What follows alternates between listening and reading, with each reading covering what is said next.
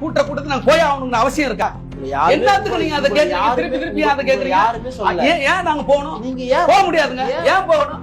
ஏன் போகணும்? நாங்க பிசிகா வந்து இடம் வாங்கி கொடுத்ததா அப்படின்னு கேட்கலையா? உரிமையில கேக்குறாங்க இந்த கேள்வியை போய். அதுதாங்க அவதூறு. ஏன் நாங்க கேட்கல? உங்களுக்கு தெரியாதா? நான் இவ்வளவு தூரம் விளக்குறேன் உங்கள்கிட்ட, ஸ்டெப் பை ஸ்டெப்பா உங்கள்கிட்ட விளக்குறேன்.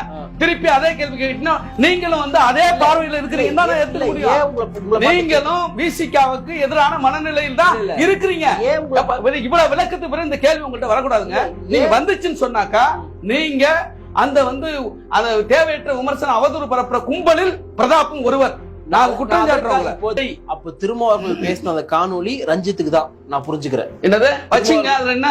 நீங்களோ பொதுச் செயலாளரோ யாரோ ஒருத்தருக்கு போயிருக்கலாம். ஏங்க அவதூறு பரப்புறவங்க எல்லாம் ஒன்னா நிக்கும் போது எப்படி போவோம்? நாங்க எப்படி போவோம்? நீங்க வந்து ஏதோ அவதூறு பரப்புறாங்க எங்க மேல, வேற என்னங்க வெளிப்படையா சொல்லணும்? நீங்க அந்த அவதூறு பரப்புறவங்களோட நாங்க நிக்க முடியாதுங்க.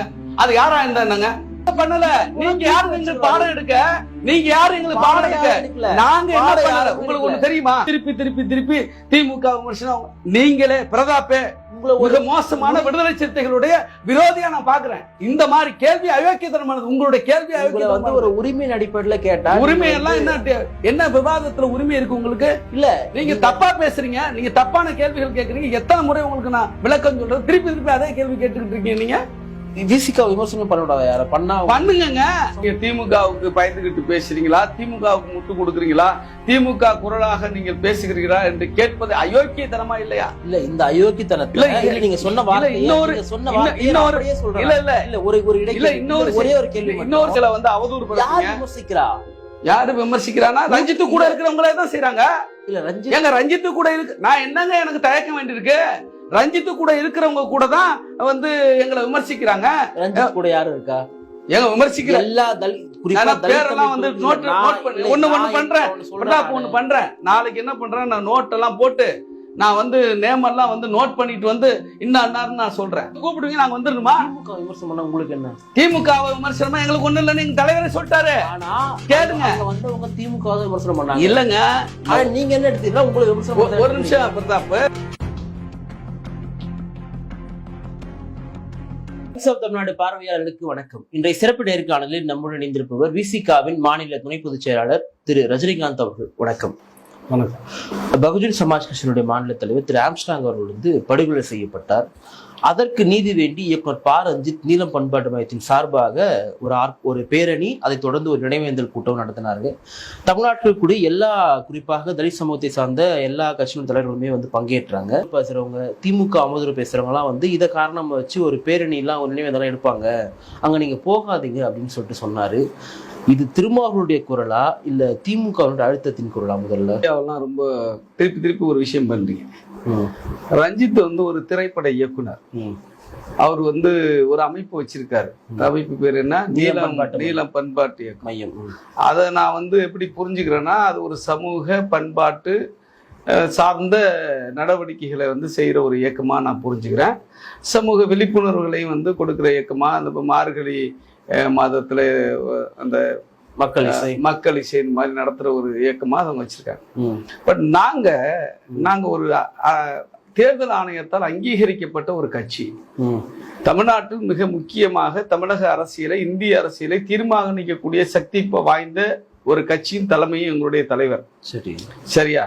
எங்கள்கிட்ட 2 எம்பியும் 4 எம்எல்ஏக்களும் இருக்காங்க.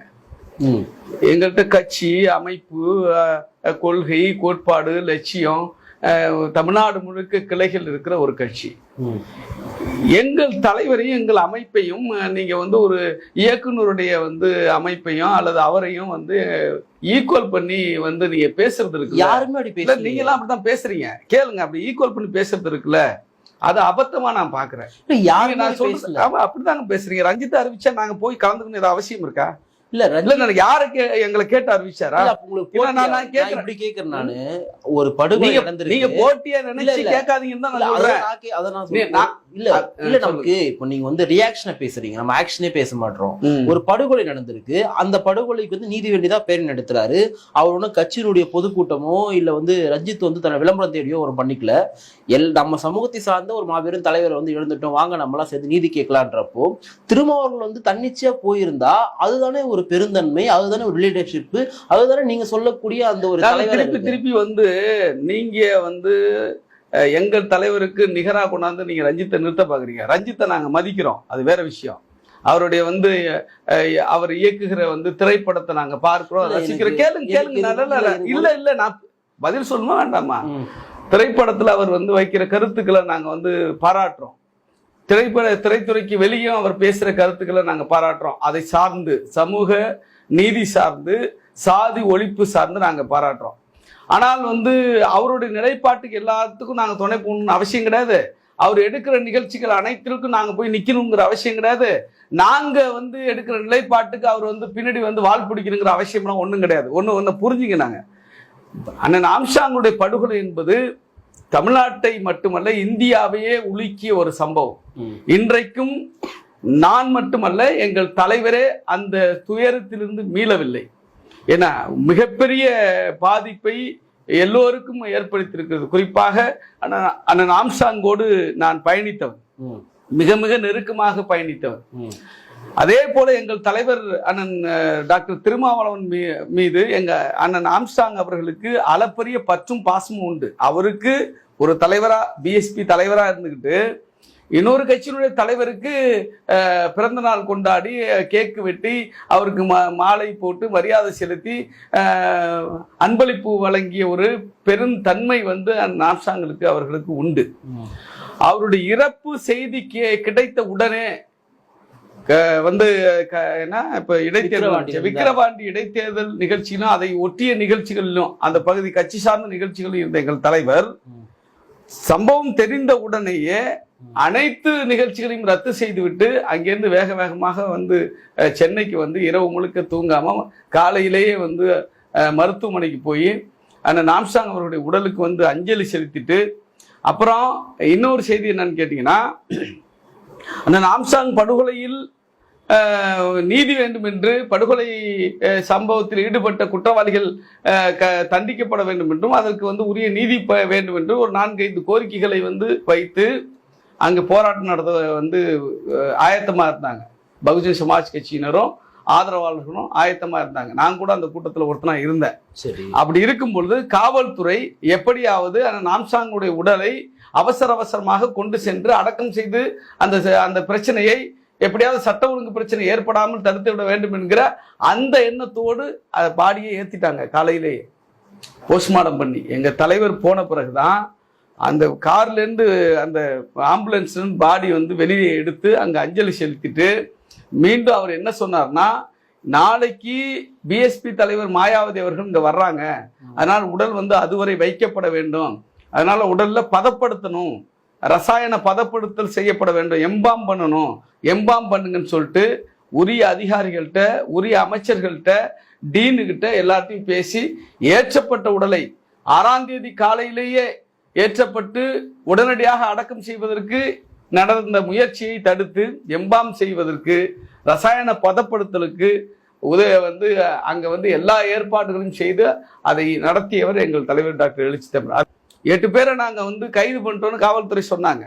ஆனா சரண்டர் ஆனாங்க. அது இருக்கட்டும், கைது பண்ணிட்டோம் ஏதோ வந்து எல்லா அக்யூஸ்டையும் பிடிச்சிட்டோங்கிற மாதிரி வந்து காவல்துறை சொல்லுகிற பொழுது இல்லை, இந்த கொலைக்கு பின்னால் யார் யாரெல்லாம் இருக்கிறார்கள், யார் உண்மையான குற்றவாளி, இதற்கான காரணம் என்ன, இந்த கொலை எங்கே திட்டமிடப்பட்டது, திட்டமிட்டவர்கள் யார், இதற்கு மூல காரணம் என்ன, உண்மையான குற்றவாளிகள் அனைவரும் கைது செய்யப்பட வேண்டும், இதற்கு பண உதவி செய்தவர்கள், இதற்கு ஏனைய மற்ற உதவிகளை செய்தவர்கள், இந்த படுகொலை நிகழ்வதற்கு மூல காரணமாக இருந்தவர்கள் அனைவரும் கைது செய்யப்பட்டு சட்டத்தின் முன்பு நிறுத்தப்பட வேண்டும் என்கிற கோரிக்கையை அழுத்தம் திருத்தமாக பத்திரிகையாளர்கிட்ட அன்னைக்கு எழுப்பினார், மருத்துவமனையில் எழுப்பினார்.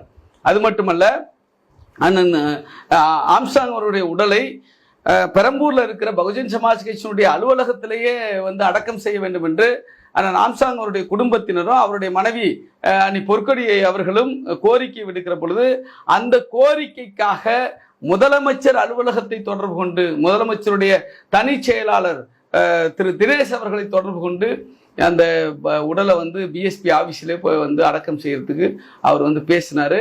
சிஎம்டி அவர் மூலமா பேசினார். படுகொலையில் சம்பந்தப்பட்டிருக்க உண்மையான குற்றவாளிகள் யாரும் தப்பித்து விடக்கூடாது என்று அதற்கான நடவடிக்கை எடுக்க வேண்டும் என்று எழுத்து மூலமான கோரிக்கையை விடுத்தார். இவ்வளவு செய்த எங்கள் தலைவரை நீங்க திமுகவுக்கு பயந்துகிட்டு பேசுறீங்களா, திமுகவுக்கு முட்டு கொடுக்குறீங்களா, திமுக குரலாக நீங்கள் பேசுகிறீர்களா என்று கேட்பது அயோக்கியத்தனமா இல்லையா? இல்ல இந்த அயோக்கியத்தனத்துல நீங்க சொன்ன ஒரே ஒரு கேள்வி, இன்னொரு செய்தி நான் சொல்லிடுறேன் உங்கள்கிட்ட. அண்ணன் ஆம்ஸ்ட்ராங் அவர்கள் இறந்த பிறகு, படுகொலை செய்யப்பட்ட பிறகு தமிழ்நாடு முழுக்க போராட்டம் நடத்தியவர்கள் விடுதலை சிறுத்தைகள், தமிழ்நாடு முழுக்க சாலை மறியல்கள் செய்தவர்கள் விடுதலை சிறுத்தைகள், பல இடங்களில் விடுதலை சிறுத்தைகள் கைது செய்யப்பட்டார்கள்.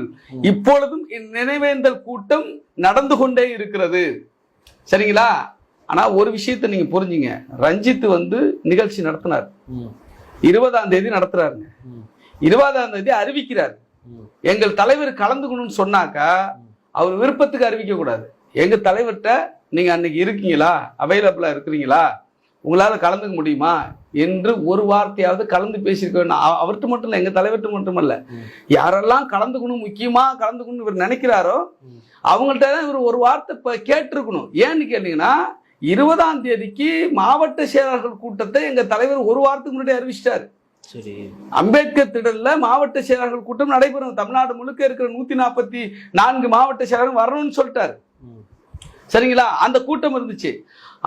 ஆனாலும் கூட திடீர்னு என்ன ஆச்சுன்னு கேட்டீங்கன்னா பார்லிமெண்ட் வந்து அனௌன்ஸ் பண்ணிட்டாங்க நடக்க போகுதுன்ட்டு.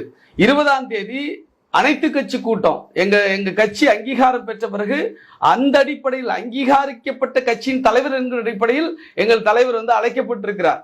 அப்ப அனைத்து கட்சி கூட்டத்துக்கு அவர் டெல்லி போகணும். ஆகவே டெல்லி வந்து கிளம்பி போறாரு 20ஆம் தேதி.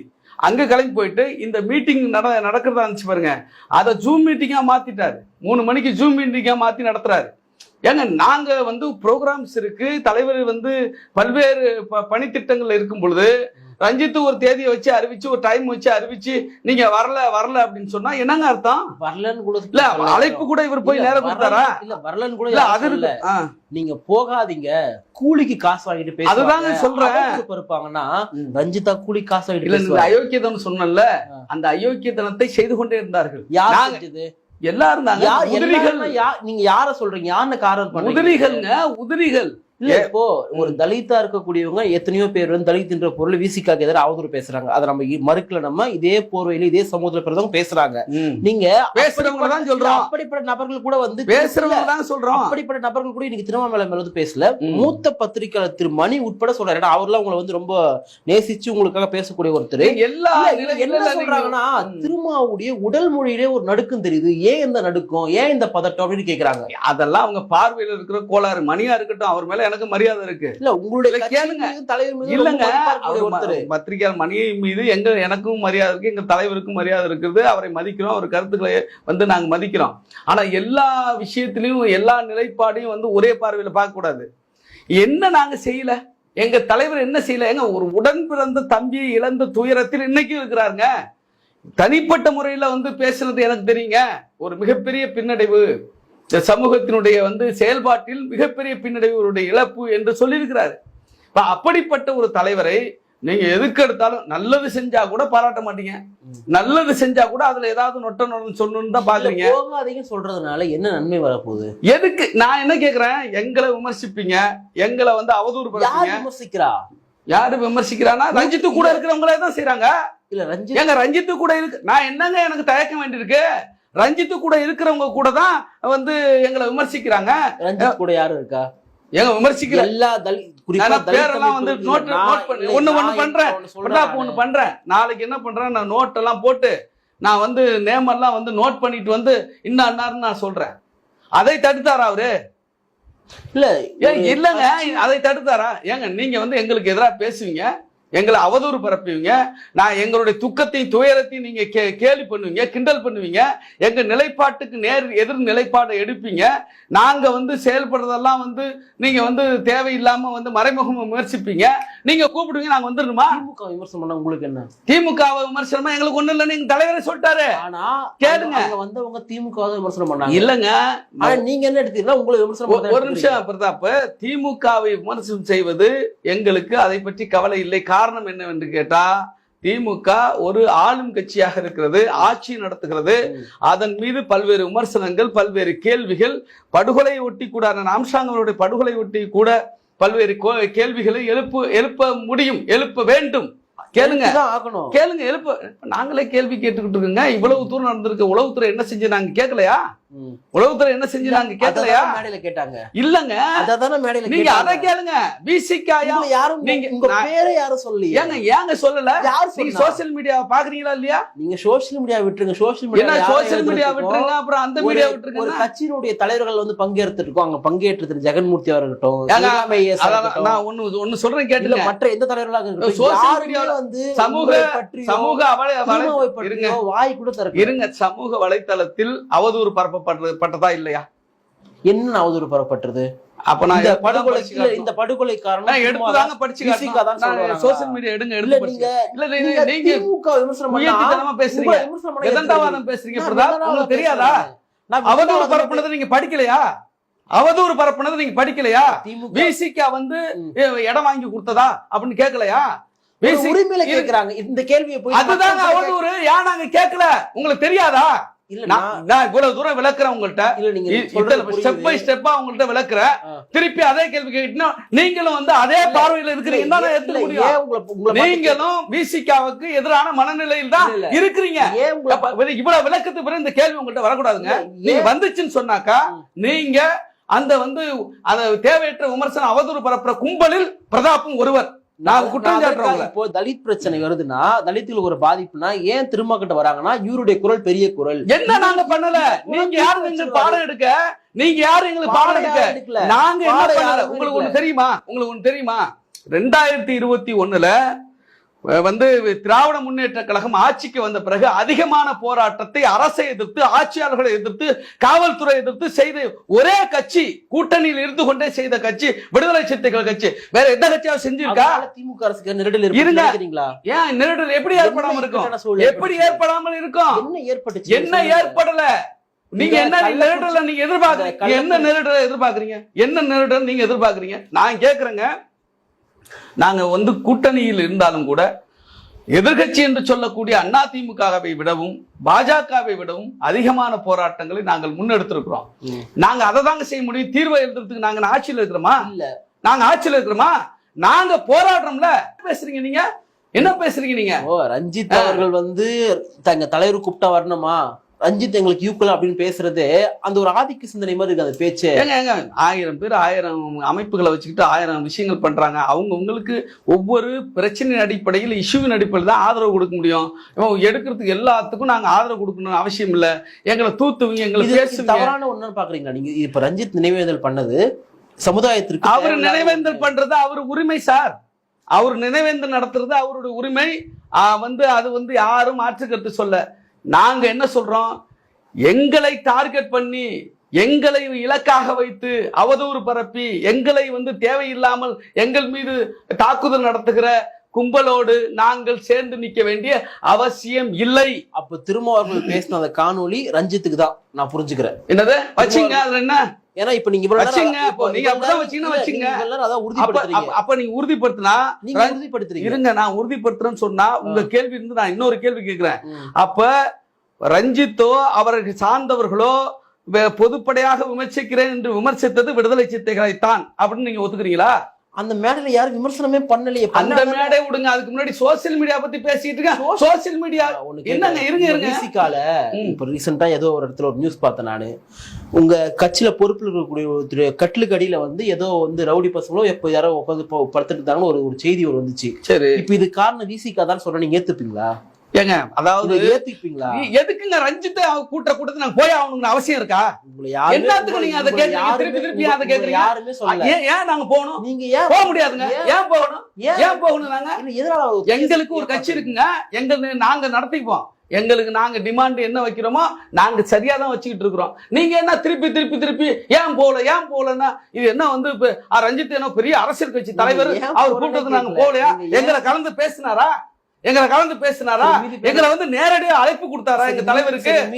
அன்னைக்கு எங்களுக்கு போக முடியலங்க. அன்னைக்கு எங்களுக்கு வந்து வேலை இருந்துச்சு. எங்க தலைவருக்கு டெல்லியில வந்து அனைத்து கட்சி கூட்டம் இருந்துச்சு. அவர் ஒன்னும் வெட்டித்தனமா உட்கார்ந்துக்கிற ஆள் இல்ல. நீங்க கேட்கிற கேள்விக்கெல்லாம் பதில் சொல்றதுக்கு இல்ல. இப்போ அந்த கூட்டத்துக்கு வந்து திரு செல்லு பெருந்தகை வரல. ஆனா அந்த கட்சியினுடைய எஸ்சி துறை தலைவர் ரஞ்சன்குமார் வந்தாரு. உங்க கட்சியில இப்ப நீங்களோ பொதுச் செயலாளரோ யாரோ ஒருத்தருக்கு போயிருக்கலாம். ஏன்னா அவதூறு பரப்புறவங்க எல்லாம் ஒன்னா நிக்கும் போது எப்படி போவோம்? நாங்க எப்படி போவோம்? நீங்க வந்து ஏதோ அவதூறு பரப்புறாங்க எங்க மேல. வேற என்னங்க வெளிப்படையா சொல்லணும்? நீங்க அந்த அவதூறு பரப்புறவர்களோட நாங்க நிக்க முடியாதுங்க. அது யாரா இருந்தாங்க? பாஜக ஆர்எஸ்எஸ் விட மோசமான ஒரு கூட்டமா பாக்குறீங்களோ? அதை நீங்க எது பாஜக ஆர்எஸ்எஸ் நீங்க வந்து உங்களுக்கு எதிரானு சொல்லுவீங்கல்ல, அதை விட மோசமான ஒரு கூட்டமா அதை பாக்குறீங்களா நீங்க? உங்களுக்கு இல்லங்க. எங்களை விமர்சிப்பவர்கள் அவர்களுடைய பார்வையில் தான் இருக்கிறாங்க. பாஜக ஆர்எஸ்எஸ் பார்வையில் தான் இருக்கிறாங்க. செக்டேரியன் பாலிடிக்ஸ் பண்ண பாக்குறாங்க. சாதி அரசியல் பண்ண பாக்குறாங்க. தப்பா பேசுறாங்க. அம்பேத்கரியத்துக்கு எதிராக பேசுறாங்க. தலித் தலைவர்கள் ஒன்றிணைஞ்சா அது சாதி அரசியலா? எது தலித் தலைவர்கள் ஒன்றிணைஞ்சா அது சாதி அரசியலா? எங்க தலித் தலைவர்கள் ஒன்றிணைன்னு யார் சொன்னா? அங்க ஒன்றிணைஞ்சவங்க தலித் தலைவர்கள் தானே. எப்படி சாதி அரசியல் ஆகும்? ஏங்க நீங்க சாதி அரசியல பேசுறீங்களா இல்லையா? என்ன பேசுனாங்க? நீ என்ன பேசல? நீங்க வந்து ஒரு வேற ஒருத்தருடைய பார்வையில இருந்து பேசுறீங்க. எனக்கு இது உங்களோட வாய்ஸான்னு தெரியல. எங்களுடைய வாய்ஸ் தாங்க. சாதி அரசியல் சொல்றீங்க, தலித் அரசியல். நீங்க தலித் அரசியல சாதி அரசுன்னு சொல்லல. தலித் அரசியல் சாதி அரசுன்னு சொல்பவர்கள் நாங்கள் வந்து எதிர்க்கிறோம். எங்களுடைய நோக்கம் சாதி ஒழிப்பே, மக்கள் விடுதலை. நான் பறையன்னு பெருமைப்பட்டிக்கிறதும், நான் பல்லன்னு பெருமைப்பட்டிக்கிறதும், நான் தேவன்னு பெருமைப்படுத்திக்கிறதும், நான் வன்னியன்னு பெருமைப்பட்டுக்கிறோம், நாங்க ஆண்ட பரம்பன் நோண்ட பரம்பன் சொல்றதும் அதை தான் நாங்க எதிர்க்கிறோம். அதை ஒழிக்கப்பட வேண்டும் என்று நாங்க நிற்கிறோம். சரி, சாதி அரசியல் ஏன் வந்து பறையர் சங்கம், பல்லர் சங்கம், அருந்ததி சங்கம்னு வச்சுக்கிட்டு சாதி அரசியல் யாரும் பேசலையா? வன்னியர் சங்கம், வாண்டையார் சங்கம், தேவர் சங்கம், முதலியார் சங்கம்னு வச்சுக்கிட்டு கவுண்டர் சங்கம்னு வச்சுக்கிட்டு யாரும் சாதி அரசியல் பேசலையா? அதனால சாதி அரசியல் இல்லையா?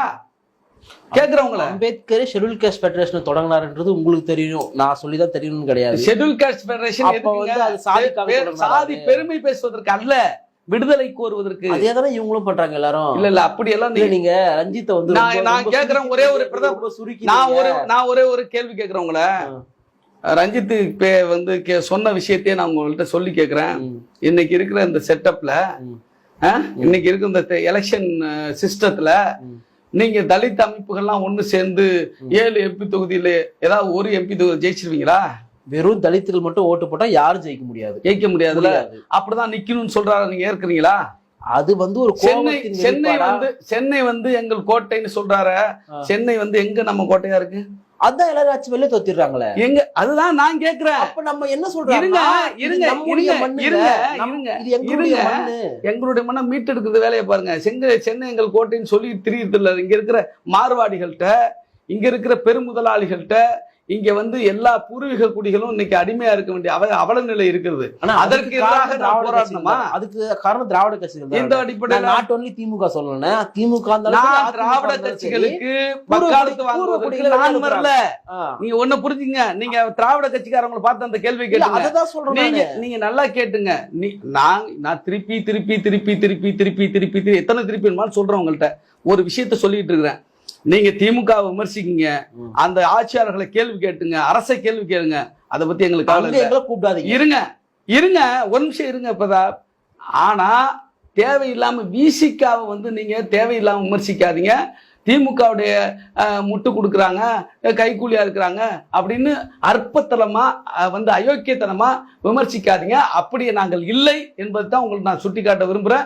திருப்பி திமுக விமர்சனம் நீங்களே பிரதாப்பே உங்களை ஒரு மோசமான விடுதலை சிறுத்தைகளுடைய விரோதியா நான் பாக்குறேன். இந்த மாதிரி கேள்வி அயோக்கியத்தனமானது. உங்களுடைய கேள்வி வந்து ஒரு உரிமையின் அடிப்படையில் கேட்டா, உரிமை எல்லாம் என்ன விவாதத்துல உரிமை இருக்கு உங்களுக்கு? இல்ல, நீங்க தப்பா பேசுறீங்க. நீங்க தப்பான கேள்விகள் கேட்கறீங்க. எத்தனை முறை உங்களுக்கு நான் விளக்கம் சொல்றது? திருப்பி அதே கேள்வி கேட்டுக்கிட்டு இருக்கீங்க.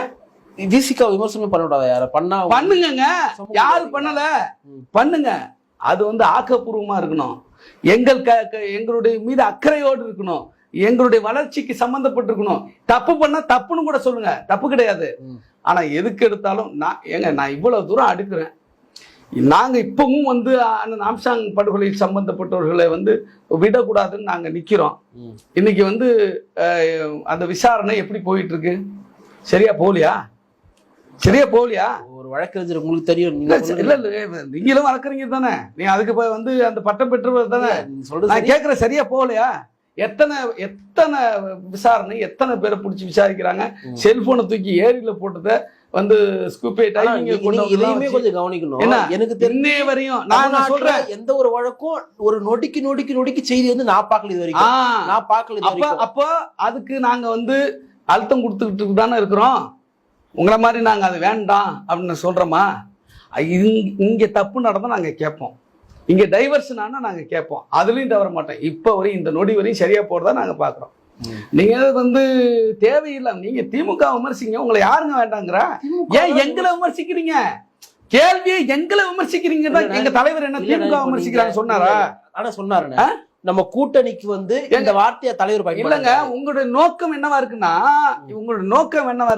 என்னுடைய நோக்கம் சேர்த்தா உங்க நோக்கமும் சேர்த்துதான் சொல்றேன். உங்க கேள்வி தப்பா தானே இருக்குது. நான் எவ்வளவு விளக்கம் சொல்லி திருப்பி வந்து நீங்க ஒரு தப்பான கேள்வி தானே கேக்குறீங்க. பிரதாப்புடைய நோக்கத்தையும் சேர்த்துதான் சொல்றேன்.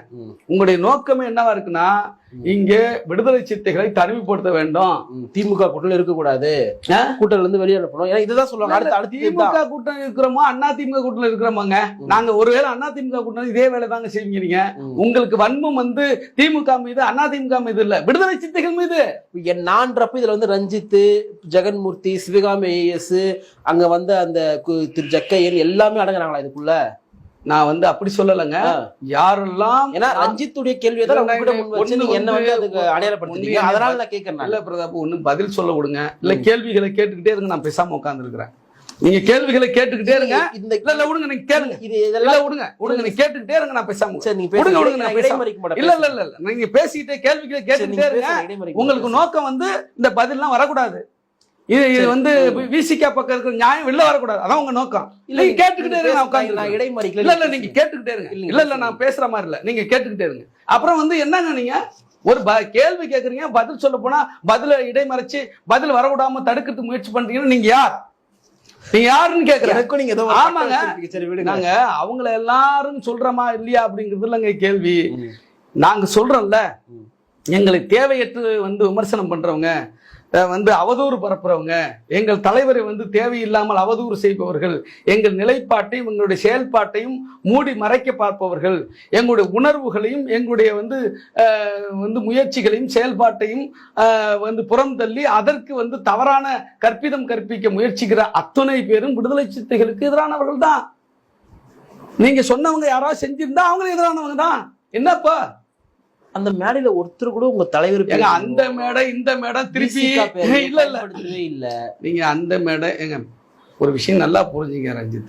நாங்க என்ன ரஞ்சித் கூட்டத்துக்கு போக கூடாதுன்னு சொன்னோமா? இல்ல. நீங்க அப்புறம் அந்த கேள்வி கேக்குறீங்க. ஆனா நான் கேட்ட உடனே நீங்க சொன்ன பதில் எதுவுமே நீங்க ஒரு வார்த்தை கூட இல்ல தலைவர் பேசினது இந்த விஷயத்துக்காக கிடையாது சொல்லவே இல்லை. அப்போ உங்களுக்கு வந்து நான் திருப்பி கேக்குறேன், நாங்க என்ன ரஞ்சித் பேரை சொன்னோமா? அந்த அமைப்பு பேர் என்ன சொன்னீங்க? நீலம் பண்பாட்டு மையத்து பேரை சொன்னோமா அல்லது வேற யாரோ பேரா சொன்னோமா? நீங்க அப்படி எடுத்துக்கிறீங்கல்ல, உங்களுக்கு புரியுது இல்ல?